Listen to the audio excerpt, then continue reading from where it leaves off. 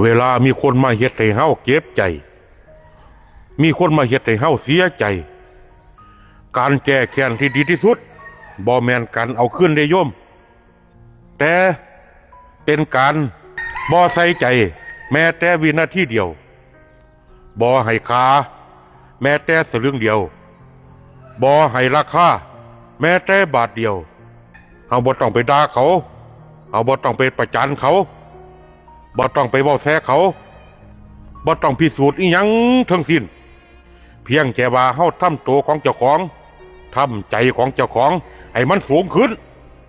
แล้วเขาก็สิต่ำลงเองโดยอัตโนมัติการที่เฮามีคุณภาพชีวิตที่ดีกว่ามันก็คือการแก้แค้นที่สุภาพที่สุดและโหดเหี้ยมที่สุดก็อยากฝากไว้ให้โยมคิดขอเจริญพรคารามาน